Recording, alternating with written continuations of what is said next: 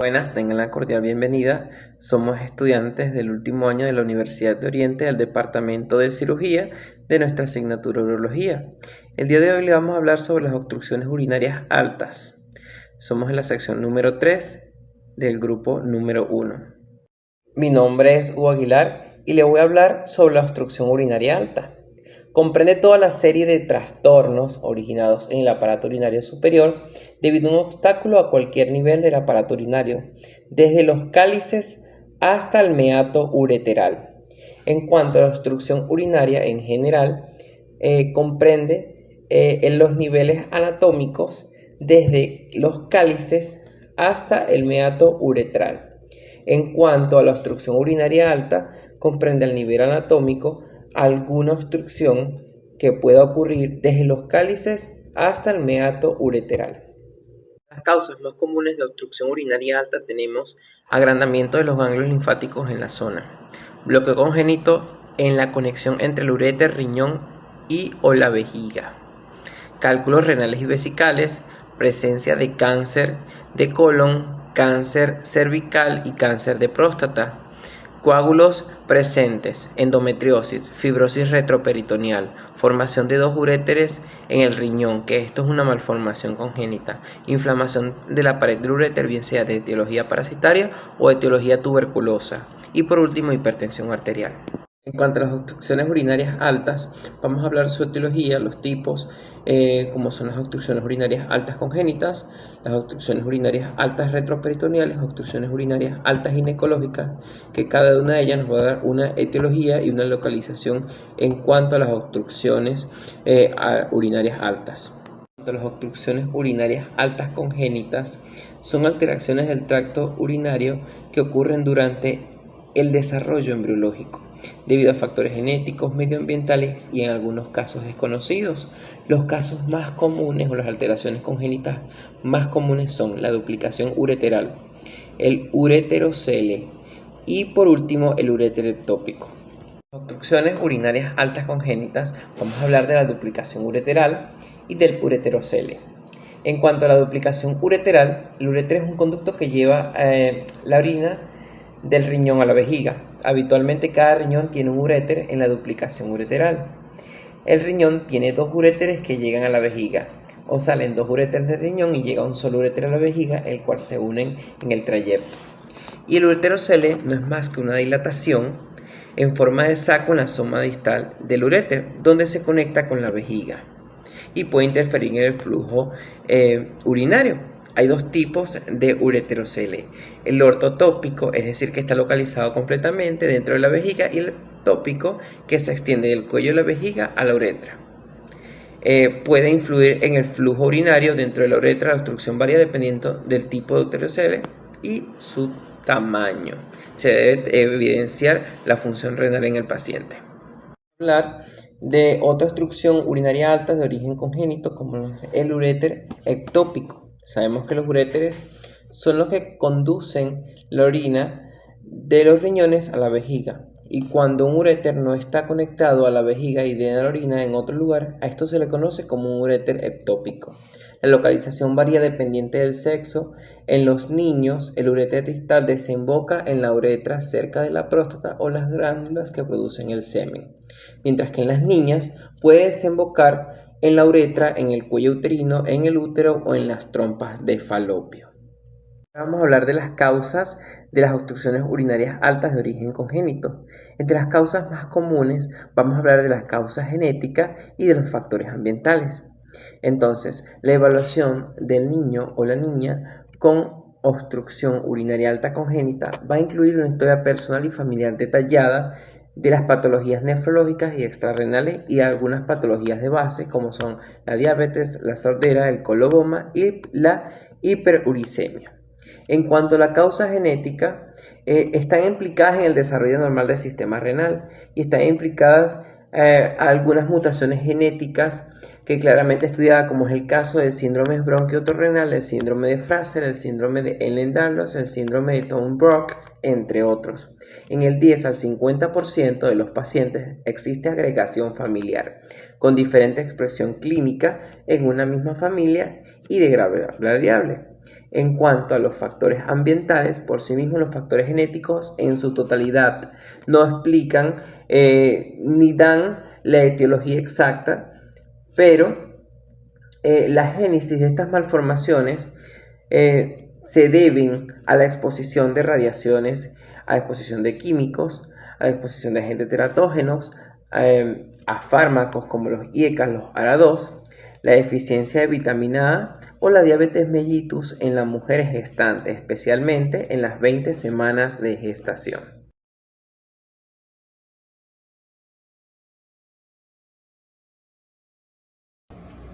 Causa retroperitoneal de obstrucción urinaria alta. Dentro de las causas retroperitoneal encontramos la fibrosis retroperitoneal como causa de uropatía obstructiva. La fibrosis retroperitoneal es una patología que en la mayoría de los casos es idiopática, aunque se ha asociado a medicamentos, neoplasias y otras enfermedades de tejido conectivo. Histopatológicamente se evidencia inflamación y depósito de tejido fibrótico en el retroperitoneo y se caracteriza por cubrir los uréteres provocando lesión renal aguda obstructiva, siendo esta la manifestación más frecuente.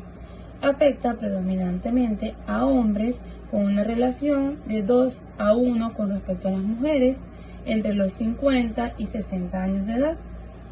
En la última década ha emergido el concepto de enfermedades relacionadas con inmunoglobulina 4, que se caracteriza por la acumulación de tejidos blandos retroperitoneales y otros órganos abdominales. El tejido se encuentra más frecuentemente periférico a la aorta abdominal. También se encuentra frecuentemente a las arterias ilíacas, al tracto urinario y a las arterias renales. Los síntomas cardinales es el dolor lumbar, que se presenta aproximadamente en el 90% de los casos, acompañado de síntomas inespecíficos y heterogéneos como son náuseas, emesis, astenia, pérdida de peso, edema de miembros inferiores y difusión eréctil, provocando una evolución de la enfermedad silenciosa, que en etapas avanzadas puede llevar al deterioro de la función renal de origen renal. El diagnóstico definitivo se obtiene únicamente con biopsia y la base del tratamiento es la corticoterapia, aunque en casos severos y en resistencia a los corticoides se han usado otras terapias como son los inmunomoduladores.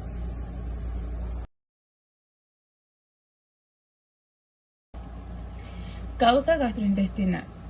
La Escherichia coli es un grupo de bacterias gram negativas que residen habitualmente en el intestino de las personas sanas, pero algunas de sus cepas pueden provocar infección del tubo digestivo, también pueden provocar infección en las vías urinarias o muchas otras partes del organismo. Esta bacteria se vuelve patógena cuando utiliza alguna de sus propiedades infecciosas, como por ejemplo su capacidad de adherencia a la vejiga. Se habla entonces de Escherichia coli uropatógena. Se desarrolla infecciones urinarias cuando la flora fecal contamina la región genitourinaria. Las bacterias pueden infectar la uretra, ocasionando una uretritis.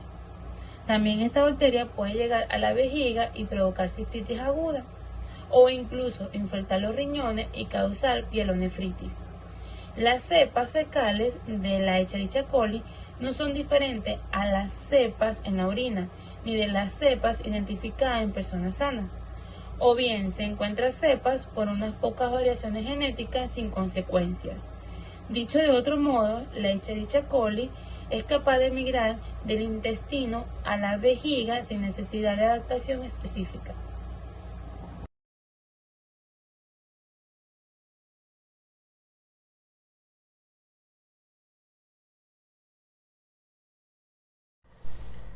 Para continuar, mi nombre es Milagros Caguana y seguimos con las causas ginecológicas de obstrucción urinaria alta. Tenemos la uropatía obstructiva secundaria a prolapso uterino.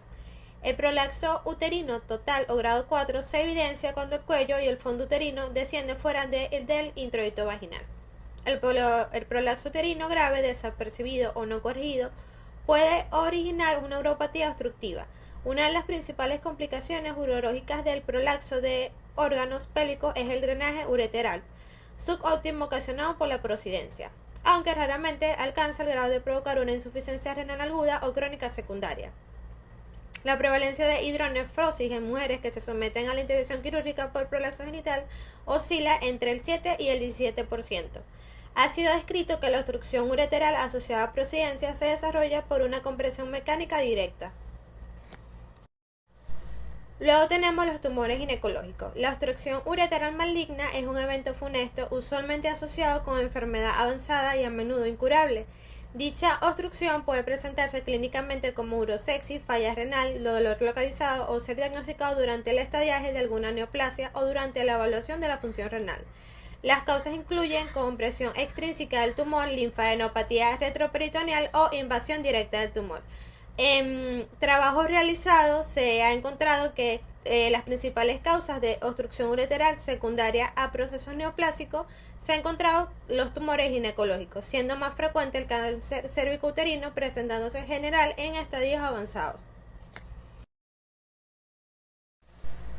Luego tenemos las causas iatrogénicas. Tenemos estenosis por trauma ureteral iatrogénico. Intraoperatoriamente el urete puede ser lesionado al ligarse con sutura, por incisión o sección completa, abulsión, desvascularización o debido a daño térmico con criocauterio. La estenosis, por su parte, se define como un estrechamiento de la luz ureteral en relación con una enfermedad parietal, que sería estenosis intrínseca, o una enfermedad periureteral por compresión, que sería la estenosis extrínseca, y responsable de una obstrucción renal. Bueno, mi nombre es Claudia Cedeño y continuando con el seminario, tocaremos el tema de la fisiopatología de la obstrucción urinaria. La presión de filtración de riñón es de 50 centímetros de agua en el glomérulo al obstruirse el riñón en la unión ureteral, que empieza a aumentar la presión de la filtración. El riñón, a diferencia de otros órganos, utiliza mecanismos compensadores. A nivel del nefrón disminuye el filtrado glomerular por un aumento de la presión intraluminal de la cápsula de Bowman. En la obstrucción aguda puede llegar a igualar la presión de la filtración, con la consiguiente interrupción transitoria del filtrado glomerular. La presión de filtración va a ser igual a la presión de la capilar glomerular menos presión oncótica de las proteínas más presión hidrostática interluminal de la cápsula de Bowman. El riñón, a diferencia de otros órganos, al proceso de absorción pone en juego mecanismos compensadores como el flujo retrógrado pielo-sinusal, pielo-canicular, pielo-venoso y pielo-linfático. Dicho mecanismo, a través de la reabsorción de la orina, disminuye la presión intrarenal, lo que permite al filtrado glomerular, aunque disminuido, continúa produciéndose en un juego continuo y dinámico. La existencia de estos mecanismos compensadores ha sido confirmada al comprobarse que los cambios en la composición química se producen en la orina, en la pelvis renal, y la aparición de sangre de sustancias inyectadas a la misma durante una obstrucción completa. También se ha comprobado el volumen linfático renal, normalmente semejante al volumen de la orina, aumenta la presión ureteral. Tan efectivos son estos mecanismos que la presión intrapélvica, lo normal es de 6 a 12 milímetros de mercurio, muy aumentada en el estado de la obstrucción, hasta 50 a 70 milímetros de mercurio, y se reduce normalmente y se llega a valores cercanos a los normales cuando ya la obstrucción. Se produce también una disminución del flujo sanguíneo renal por vasoconstricción, que se debería a la liberación de las prostaglandinas vasoconstrictoras que lesionan el túbulo, con un deterioro progresivo de todas las funciones renales, concentración, acidificación, excepto la capacidad de dilución de orina, que no se altera. La alteración entre el equilibrio de la producción, reabsorción y excreción de la orina da lugar a una progresiva dilatación de las cavidades renales, traducida como hidronefrosis. Cuando la obstrucción es importante y prolongada, produce una severa dilatación que por compresión, junto con las alteraciones de la vascularidad, lleva a una atrofia del parénquima renal con consiguiente insuficiencia renal. En la uropatía obstructiva se puede observar la elevación de la presión arterial, que puede deberse a diferentes mecanismos como la retención de sodio y agua, el proceso urémico y en raras ocasiones el aumento de la secreción de la renina. En la obstrucción unilateral bilateral prolongada se puede observar en algunos casos al desobstruir el paciente se produce una poliuria post-obstructiva que se debería a la eliminación de la urea retenida y la capacidad de concentración y reabsorción del sodio por daño renal. En la pelvis renal y los uréteres, ante una obstrucción se produce un aumento de la actividad peristáltica que lleva en un primer momento a la hipertrofia muscular. Lo mismo sucede en la vejiga a través de la actividad contráctil para producir el vaciamiento vesical. Y con el tiempo, debido a esta hiperactividad muscular y a la dilatación de las vías urinarias que acompañan a los procesos obstructivos, se alteran las fibras musculares con aparición de tejido colágeno y se deteriora la actividad miogénica y se produce finalmente la atonía muscular, que puede llegar a ser irreversible y que contribuye a la grosera dilatación de la vía urinaria en los estados renales de uropatía obstructiva.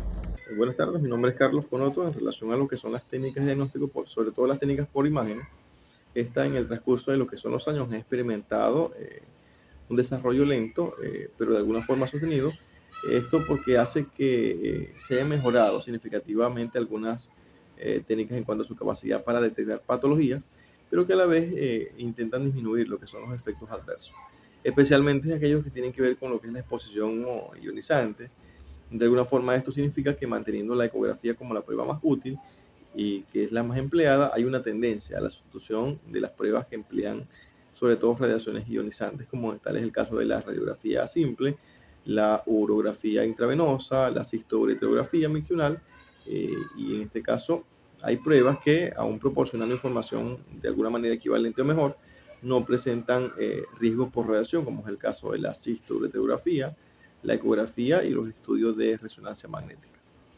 En este caso voy a hablar de algunos que son los principales, como es el caso, por ejemplo, de la radiografía simple de abdomen, o su utilización actual es para la detección y seguimiento de lo que son las calcificaciones renales y de la vía urinaria, especialmente en las litiasis en zonas donde la ecografía no puede visualizarse, sobre todo en el uretre. La limitada información que proporciona y el riesgo asociado a las radiaciones ionizantes hace que no se recomiende en otras indicaciones.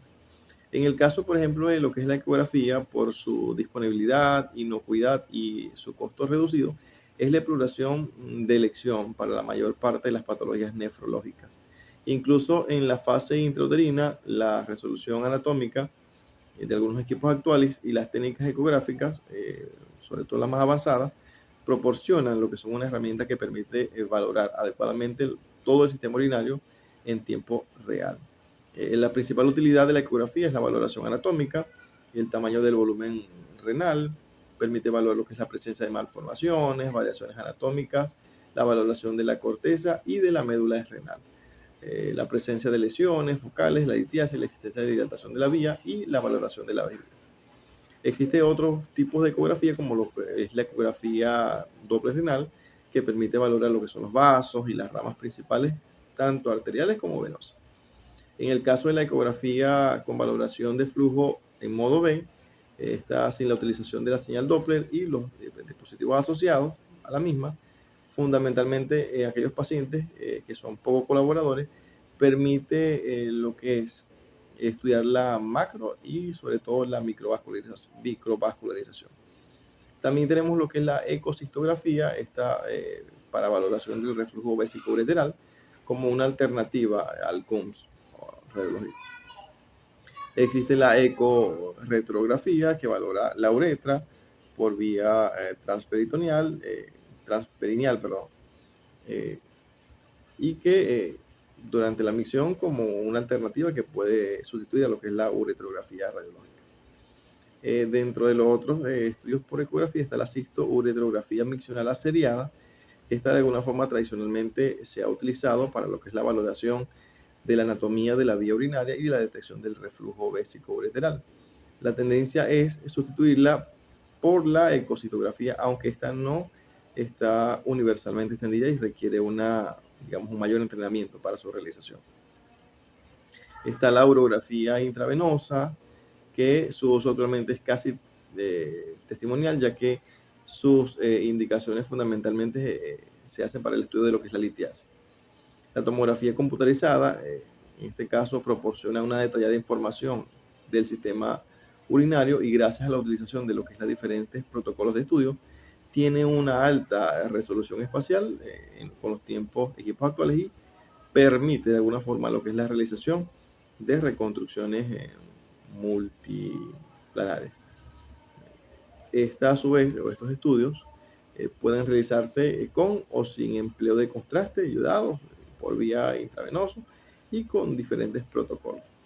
En el caso de lo que es la urotomografía, esta incluye también lo que es una fase excretora tardía para valorar lo que es la vía urinaria. Está también la AngioTAP, que permite realizar lo que son los estudios de vascularización, sobre todo la parte renal, con resolución que puede llegar hasta los 0,5 milímetros. De alguna forma también está lo que es la resonancia magnética, y esta nos permite obtener lo que es, sin el uso de radiación ionizante, imágenes de todos los órganos abdominales, pélvicos, a detalle anatómico. Y el detalle por lo general suele ser muy alto, aunque la resolución espacial es menor que la que se obtiene con los tomógrafos más modernos. Tiene como desventaja lo que es la larga duración de los estudios, que condiciona de alguna forma la necesidad de la sedación para los pacientes. Está la resonancia magnética convencional, está la uroresonancia magnética y la angioresonancia, que en este caso con contraste permite la valoración vascular. En el caso de la arteriografía, aunque su uso meramente diagnóstico prácticamente ya no está vigente, es de elección, sobre todo en situaciones en dos. Cuando hay necesidad de realizar tomas selectivas de renina en pacientes con hipertensión arterial grave, y guía como angioplastia en las estenosis de la arteria renal. Algunos procedimientos, digamos, intervencionistas guiados por imagen, está lo que es mediante la ecografía, la tomografía computarizada, la radioscópica o de forma combinada. Se puede también hacer lo que son algunos estudios como por punción fina o biopsias, sobre todo aquellos equipos guiados por estudios de imágenes, permiten hacer nefrostomías con catéteres WJ y sobre todo hacer colecciones de drenajes o la extirpación de acceso. Muchas gracias. Bueno, continuando con la exposición, mi nombre es Ángel Díaz y les voy a hablar acerca de lo que es la pielocalctasia. La pielocalctasia se define como la dilatación de la pelvis renal, también llamada dilatación pielocalizal, estaxia renal o estasia pélica. Esta condición puede ser secundaria a elementos obstructivos o alteraciones funcionales. Se define como una dilatación leve de la pelvis renal con o sin dilatación de los cálices, alteración que puede ser detectada mediante la ultrasonografía prenatal. Y esta pielocalctasia se detecta en un 2.9% de los fetos evaluados, entre un rango de un 2 a un 7%. Y el criterio más utilizado para el diagnóstico es la medición del diámetro antero-posterior de la pelvis renal, que debe ser mayor a 4 milímetros antes de las 33 semanas y mayor a 7 milímetros después de las 33 semanas. Cuando hablamos de pielocalctasia debemos saber principalmente lo que son sus etiologías.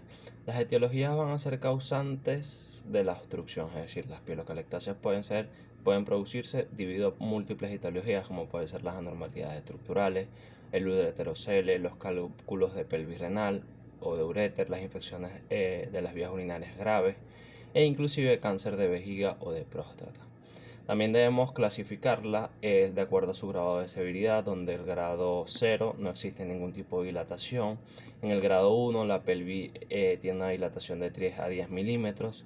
En el grado 2 mayor a 10 milímetros, más dilatación de algunos cálices. En el grado 3 mayor o igual a 10 milímetros, más dilatación de todos los cálices. Y en el grado 4 mayor a 10 milímetros, más dilatación de todos los cálices, más adelgazamiento del parénquima renal. En cuanto a las manifestaciones clínicas, estas suelen cursar asintomáticos. Sin embargo, las manifestaciones clínicas que se van a presentar van a ser de acuerdo a la causa que esté ocasionando dicha obstrucción. Entre ellas podemos tener dolor intenso y repentino en la parte baja de la espalda, náuseas y vómitos, aumento de la frecuencia miccional, dolor, ardor o dificultad al orinar, entre otros. En cuanto al diagnóstico, lo vamos a realizar principalmente con lo que es la ecografía renal. Sin embargo, podemos utilizar otros métodos como son la cistouretrografía miccional seriada, que es el KUNS, el renograma isotrópico diurético con MAX3 o la cintigrafía renal con TC99-DMSA, que es el ácido dimercaptosuccínico. En cuanto al manejo, el manejo suele ser expectante en la mayoría de los casos, sobre todo cuando la dilatación es pequeña, es menor a 10 milímetros, se encuentra entre 3 o 10 milímetros, y cuando es mayor, Se puede utilizar lo que es una terapia antibiótica profiláctica mediante una evaluación posterior por ecografía, un control a los 7 días con CUMS, y de mantenerse todo normal simplemente se refiere y se realiza un posterior control a los 3 meses. Hola, mi nombre es Brana Figuera y ahora vamos a continuar con la hidronefrosis. Tenemos que la hidronefrosis es la dilatación crónica irreversible de la pelvis renal y los cálices renales. En cuanto a la fisiopatología, tenemos que la presión de filtración del glomérulo renal normalmente es de 50 centímetros de agua, pero cuando ocurre una obstrucción a nivel de la unión piel-ureteral, se origina un aumento de presión de filtración a nivel de la pelvis y los cálices renales. Esta presión tiende posteriormente a igualarse a la del riñón, generando que el glomérulo detenga su producción de líquido y a nivel de las papilas se produzcan pequeñas fracciones microscópicas acompañadas de extravasación de líquido, dando origen al reflujo pielo-canalicular hacia el interior del parénquima como mecanismo compensatorio para disminuir la presión y de esta manera permite que el glomérulo vuelva a funcionar. Sin embargo, como se mantiene el proceso obstructivo, las presiones vuelven a aumentar y se vuelve a detener el glomérulo, iniciando un reflujo pielo-intersticial, donde la fracción ya no se produce a nivel de la papila, sino a nivel del fornix, de tal manera que a medida que se evoluciona el proceso obstructivo, se acentúa la dilatación de manera progresiva en un periodo de 2 a 3 o 4 meses. Dilatándose de esta manera progresiva y originándose la hidronefrosis.